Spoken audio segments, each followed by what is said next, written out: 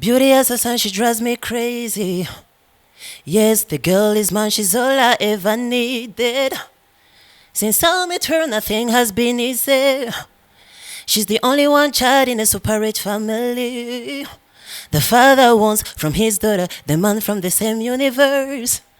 And all as my pen, my paper, my brain, my gate and my voice. She has fallen in love, babe. She can't even sleep, no. Yeah, thank you.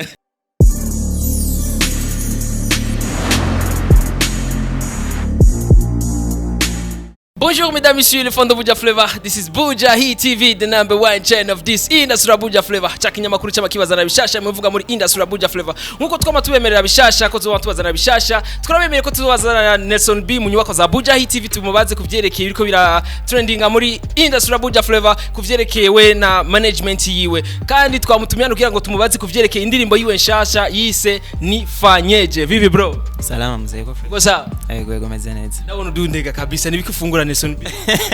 Nta na kimwe. Nkuko mubona Nelson B araberewe kandi asa neza. Hama urugendo rwagenze gute Nelson B uva muri South Africa uza mu Burundi? Urugendo rwagenze neza, ndashima Imana, ndashitse amahoro. Yeah. Gira ibiriko biravugangwa muri industry Buja Flavor uravyumva kandi uranabibona? Yego ndabibona byose. Tutaraja rero ku nkuru nyayo turatangwa ikiganiro nyaco. Nelson B mwazi murabizi igituma ari hano muri industry muri house ya Bujahit TV kugira ngo tumubaze ivyerekeye vyinshi about music. Umuziki ndundi ubona ugezega bro? Umuziki ndundi wateye imbere prem. Warateye imbere. Abarundi bariko barasohora indirimbo zimeze neza cyane. Duhereye ku badutanze mu muziki gushika kuri nouvelle génération bariko barakora. Félicitations vraiment. Nifanyeje? Nifanyeje none ni create titre cyangwa ni create indirimbo? Inspiration kenshi usanga ivuye ku bintu kwamvye kuri environnement ibintu turaba gusa naravyiyumviriye ndavye ibyadushikiriye tukiri muri adolescence ya biracha dushikira gushika n'ubu ya biracabashikira n'ubu ni indirimbo Nelson B yarigeze guposta cover Wonder Boy aramajambo yanditse kuri stat yavuga yuko ari nza yisohora kumbure yo mwitwarira iyo stat warayibonye Nelson B? Ya narayibonye. Wavyakiriye gute Nelson B? Je nta byinshi mfite byo kuvuga ku biri hagati yanje na Wanda mugabo je suppose qu'il y a pas de problème entre nous. Ya nta kibazo gihari ariko nizere yuko kuba yaravuze kujya hari ikintu cyo bakiri hagati kumbure Nelson B yabaye umunyugumyabanga ntiyashimye kubivugira kuri television. Je ndibaza ko ce sont des problèmes qui peuvent être réglés à l'interne kandi vraiment bigahera parce que j'aime pas de problème avec les gens. Yeah. Hama nizere yuko rero Nifanyeje itakuja na video baadaye. Yeah, Nifanyeje kawaida tuna jitahidi kufanya video. Ya nyuma y'indwi canke indwi zibiri turashaka kuraba ko twosora video y'indirimbo. Yego nizere yuko rero right now twavuga yuko Nelson B atakiri muri Trust Nobody. Ya ubusenge barizwa muri Trust Nobody. Ya nizere ko video ari uzoyikorera Nelson B canke hari abandi manager waronse aba gufata umugongo. Oya nta manager mfise mugabo mfise team iri nyuma yanje abantu bariko baranshigikira aba fans aba journalist ni benshi vraiment kandi ndashima Imana kubona ndi kumwe n'abajya abantu turiko turakorana. Yeah. Kumbure Wonder Boy ntazova byakira nabi kuba wararonse abandi bagufata mu mugongo. Oya je suis pas quand même collé à Wonder Boy. Je ndibaza ko Wonder Boy na Trust Nobody c'est de l'histoire ancienne.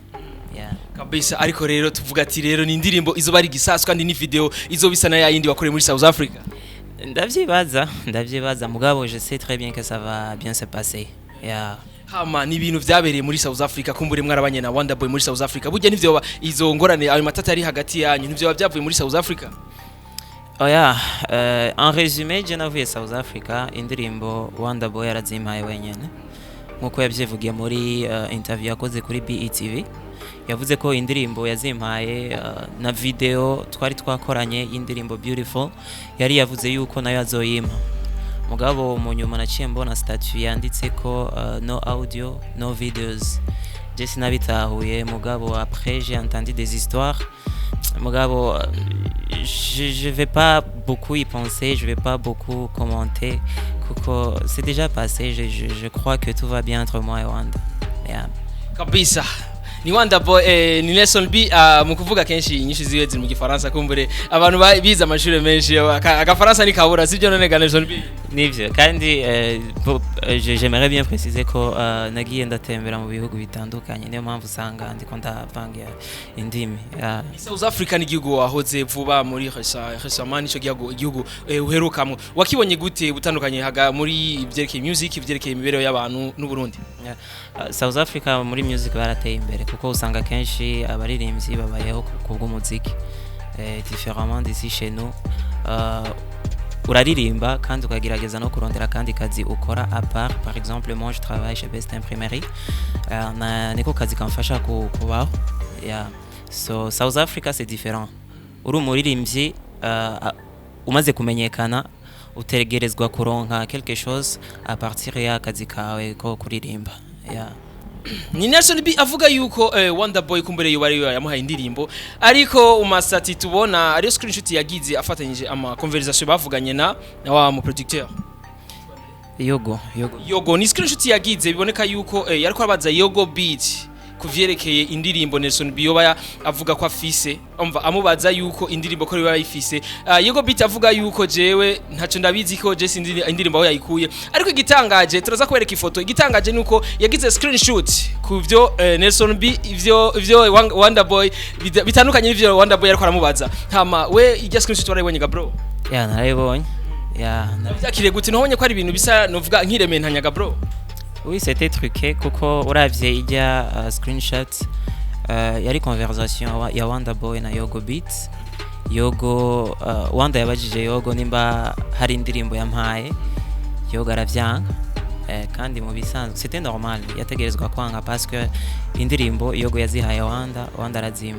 So je trouve ça normal kwa mubazi ico kibazo hama Yogo Beats naka akishura kujya nyene yishuye. C'est normal. La dernière fois qu'on a eu une conversation normale, c'était quand on planifiait de sortir la vidéo Indrimbo ya Beautiful. On n'a pas encore parlé. Vidéo vidéo moi muri South Africa n'ubu muri South Africa kuvuga. Twavuganye une semaine après maze gushika mu Burundi. Twaravuganye. Bisa murumva ko ari ibintu byatari hama hariya muri South Africa ntigeza gufata nabi cyane. Bon nta kibazo twari dufitaniye muri South Africa narimbayeho neza byerekeye akazi ama déplacement ibiki vraiment nta kibazo kabisa kumbure twe twagize amakenga kuvyerekeye ikibano cha hariya ariko Nelson B aratubereye umusha tubwira yuko ibintu byose byari fresh hama je ndafise ikibazo ari stati nabonye ya Wonderboy avuga kuvyerekeye music nyene aho avuga kuvyerekeye no audio no video no audio welcome to world of business. Just status narayibonye mugabo moi je me suis focalisé kuvyo twavuganye nkiva muri South Africa. Yarambwiye yuko indirimbo zose yazimaye yarazirungitse yarazindungikiye nazifashe no muri flash ndazifise no mu machine hama nshitsi Bujumbura mu nyuma ncambona ijya status. En fait j'ai pas tiré attention en tout cas pour dire vrai. Mugabo je crois qu'il s'adressait à moi, je sais pas. Kabisa ariko birumvikana yuko atawundi muntu ari muri Trust Nobody. Ndavyibaza. Urinzi bona statsi nkijya kumbure wavuga ati je kabisa ni jewe ndiko ndavuga. Hari yindi yavuze ati chezea unaye mzidi pesa mi hila usi chezea anaye kuzidi pesa. Rest in peace Sosoke. Ijana narayibonye. Mugabo ico navuga nuko c'est Dieu qui a le pouvoir, le dernier mot sur la vie d'une personne. So ijya message nacyambwiye je ndasenga ndakunda Imana. Ariko ga Nelson B ntubona yuko umenga ni terrorisme yo bashatse gukoresha na Nelson B? David ni terrorisme mugabo ufise Imana. Ufise Imana, y a pas de problème, t'as pas peur. God is everything niko ushatse kuvuga bro. God is everything. Mungu anakulinda unapokuwa upopote upo. Popote kabisa. Atafanyeje wewe utabaki uko yule kabisa. Nina Mungu. Wewe na Mungu wako. Kama wewe na producer wako sasa mweza kumweleka kuvuga na jana. Inde Yogo. Asinobesha. Kenshi usanga Yogo ari busy. Najya tukiba muri South Africa ntiyakunda kwishura ama message n'ibindi. Mugabo ndibaza ko atangora niri hagati yanje na Yogo. kuko numu producer nejo ijya ejo turashaka gukorana indirimbo kandi ngiye muri Tanzania cyane urazi l'important ijya connaissance kabisa ni songs inde so stolen songs kwijya picha yari stolen songs stolen by Nelson B ku bantu batumva icyongereza Nelson B yashite kuvuga iki ko n'ivy'indirimbo sesa hanyuma na screenshot abiri yari yafatanyije biboneka yuko Nelson B yariko aramwandikira wa mu producteur wiwe Yogo Beat amubaza kuvyerekeye ubuzima busanzwe ariko gitangaje nuko babishize ko ariyo conversation yibara yaravuze yuko ko Nelson B baracishijemo kuvyukumbure yiba yarivye indirimbo bivuye muri computer ya Yogo Beat hama rero hapore kandi kuri ivyo bintu ko biravuga ngo bro je ntangorane vraiment ntangorane je me connais très bien je ntandirimbo nshobora kwiba kandi icyo nuvuga umvi zijya ndirimbo hari ijwi ry'undi muntu umvamo ko ari j'ai travaillé avec le producteur toute la nuit sur les chansons c'est moi qui ai chanté urumva j'ai pas volé de chansons kandi ni Wanda Boy yazimpaye kandi ndakubaze est-ce que tu as déjà vu un producteur qui se promène avec une machine qui n'a pas de mot de passe? Comment est-ce que j'allais accéder à sa machine et voler les chansons? C'est absurde. Je n'andirimbo nivye bro. Nandirimbo nivye indirimbo nazihawe n'abandi. Icyo cyo gitangaje ukuntu Nelson B yogenda ku mashini ya Yogo Beat hama agatora indirimbo Yogo Beat atabizi kumbure nta mode pass we ntaniyuzi. Ntayo noyimenya gute ga. Icyo cyo gitangaje ariko nta kundi byaravuganzwe ariko Nelson B atubeye umuco atubwira yuko we nta ndirimbo yigeze yiba ariko none nta yindi ndirimbo kumbure baraguhaye yaguhaye yonyene canke uvuga yo ndaboye ko yaraziguha. En fait yavuze ko indirimbo ari 8 sivyo? Mugabo indirimbo mu vyukuri ni 3 amaze gusohoka imwe ari nayo nifanyeje hasigaye indirimbo zibiri rero gusohora ya izira kuzisohora na video kandi zimeze fresh ya nzovyitondera kugira ngo nzosora akazi kameze neza ya ziri mu kirundi hari indirimbo iri mu cyongereza kuko aba fans bansavye indirimbo iri mu cyongereza hari n'iyindi iri mu giswahili mugabo bungi gukora n'izindi ndirimbo zikozwe mu kirundi mu gifaransa n'izindi ndirimbo ya kabisa nifanyeje nkeneye kumenya rero uburyo yatwaye kumbure uravye ukuntu yari ikozwe ubone yari kubitwaye amafaranga ngahiga bro amafaranga si menshi audio yonyene fait prix il y a prix ya producteur si vyiza ko ndayivuga nga parce que c'est public kandi urashobora kugenda kuraba ujya mu producteur ejo cyangwa ijya ejo gasanga yahinduye prix là je serais en train de tuer son marché yeah. Alors c'est pourquoi je préfère garder ça secret amanizere rero Nelson B ko ariyo makolabo ugiye gukora n'abandi baririmbye muri industry Buja Flavor vraiment yeah nzoyakora hari n'abafans bamwe bamaze kunsanga inbox bansaba collabo ya jewe na Big Fizzo canke abandi bakansaba collabo ya jewe na Satbi bamwe binsaba no ku maradi so bajya badutanze mu muziki kandi je les respecte beaucoup hajya noronka collabo byonjoya cyane izina Big Fizzo yakwisura gibo Big Fizzo sindagiuka Justin Bieber Chris Brown nabonye status yavuze Chris Brown mu Burundi bisa ari Chris Brown mu Burundi sigura yuko Big Fizzo arazi talent Nelson B yoba afise sivyo none gaman j'ai été touché par le statut j'ai été touché en plus murazi Big Fizzo jendi fan wa Big Fizzo kandi ni legend yeah much respect urinzi wana Big Fizzo yemera ibikorwa vyawe seke nawe nyene kabisa avuga ati uyu guy bro uyu jamaa uyu garçon anaweza kandi muri industry Buja Flavor kumbure ejo na hirya ejo Big Fizzo adahari Nelson B arashobora guhagara mu kibanza cha Big Fizzo sans doute dushobora rap gaman ndashaka kwikora je peux être polyvalent none guys je ko ndavyumva ki wanje ariko sinzi ko nawe muza kuvyumva jewe Wonder Boy yaratangwe gukorana na Sadbi Squatter arakorana na Kingorongoro Squatter right now bakoranye na Nelson B Squatter why bro no tuvuga ko amakosa ari kwande je vais pas jeter la faute sur Wonder Boy zarashitse je préfère laisser ça dans le passé ndibaza yuko next interview tuzogira ngaha muzombaza ibibazo bijanye na Nelson B gusa because Wonder Boy and trust nobody I want to keep it in the past man bisa ati byararenganye ariko none Nelson B none ikuva winjira muri trust nobody ntigeze uvugana na Sadbi canke ubabaze basi cyo baba barapfuye kugira ngo nawe umenye kuntu uzoca wigenza imbere ya Wonder Boy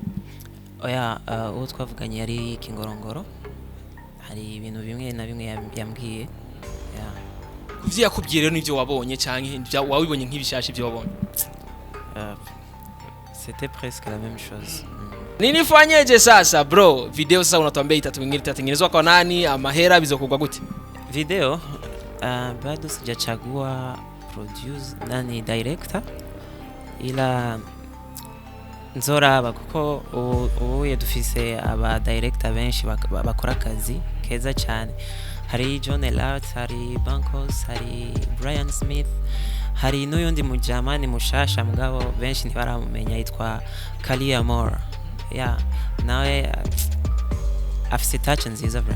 Yeah, so ndiko ndaraba uwo tuzokorana mugabo nka annonce ku bafans benshi bansavye video ya Destination. Yeah, turiko turavyiga n'uwitwa Ige na John Elart. Yeah, so mu minsi iri imbere murashaka kurongana video ya Destination. Yeah, Destination umva yuko azora producer babiri bazoba bagiye hamwe kandi igikorwa kizoba ari urusasu. Yeah, ndavyize kandi nizere kuzikora mu miliyoni man. Umva indirimbo nka Destination ikeneye clip iri really different. Urumva hajya rero urashobora gusanga ata dépense nyinshi tukoze kwijya ndirimbo mugabo akantu kakozwe neza. Urumva Elart na Ig ndabemera cyane muri creativity. Yeah. Kabisa twari mu vya music sasa tugiye rero mu bindi set bro, uranyemera ko tujya mu bindi? Nta kibazo. Amare Nelson B muramubona ko hari umuhungu nuvuga yuko cyo numva ko atekereje gose. Nelson B nta bakobwa arakubwira ko utekereje gose? Ya bamwe barabimbwiye. Je maze kuvuga n'abakobwa benshi kumbure bakambwira yuko bakunda abahungu bari nuvuga bari calm ukuntu bari pose nka Nelson B set bro. None wewe nibirashikaga man? Gute abakobwa gutubwira ati Nelson B je nagukundi ukuntu umeze ukuntu utekereje? Yeah, birashika bro. Hanyuma ntawo mukiri kumwe kumbure vyaba byarashiye muri iyo nzira? Abakobwa je suis pas né de la dernière pluie man. Bisigura yuko maze ku j'ai déjà rencontré différentes personnes. Kandi nizere ko byagenze neza bro. Amarero umukobwa yarinza akuba ukakagukurikira Nelson B nk'umuririmbyi wo muri industry ya Buja Flavor nigiki uba wibagira ati no mukobwa kwa ntumbere gabashagira ambira iki atarakubwira n'ikintu nakimwe? Nta na kimwe vraiment. Mu bisanzwe jewe une personne quand elle veut me parler je sindabibyo ari umukobwa nta bindi vyiyumviro mba mfise. Parce que je me dis peut-être à chaque juste conversation turayaga nta ngorane. Hama rero tumenye rero ubuzima bwa Nelson B. Nibihe bintu bibiri byashikiye Nelson B kuva atangura carrière y'umuziki? Carrière.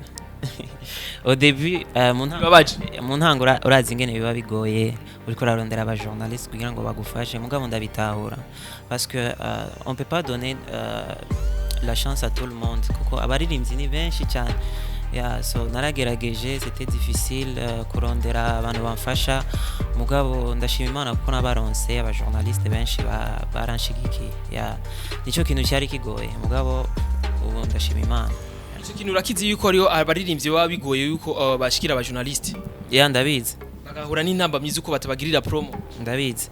Kabisa ni message ku ba journaliste kumbe twadusangiye umwuga wo kumenyesha makuru muze murabe mugaraye akantu mwokora kumbure birazwi yuko ari abaririmbyi baba batwidogera bavuga yuko ata support dutanga kumbure si twebwe barabandi bashaka kudutukisha sivye ga Nelson B. Mugabo aba journaliste bariko baratanga support ku vraiment. Yeah, bariko baratanga support narabibonye ku ma radio hose ugiye RFM basigaye bavuza indirimbo umuziki ndundi kandi wasanga abasani bashasha every day. Yeah, ni vyiza vraiment je narabikunze. Kandi nizere ko biri mu bimwe biteze umuziki ndundi cyane gose usigaye ugenda ahantu hose kumva umuziki ndundi biraryoshye kumva vraiment. Kabisa amaratse rondera izina rishasha rya industry. Ari umuntu nigeze kubwira yuko kujya muri Tanzania avuga bongo flavor muri Jumbura tukavuga Buja Flavor ariko n'abantu tuvugana bakambwira ati Buja Flavor ntiribashimisha ko ari abantu bo mu Kamenge bo pito bo mu Rumonge bo imakamba bigitega kumbure Nelson B dufasha mu kuturondera izina rya industry.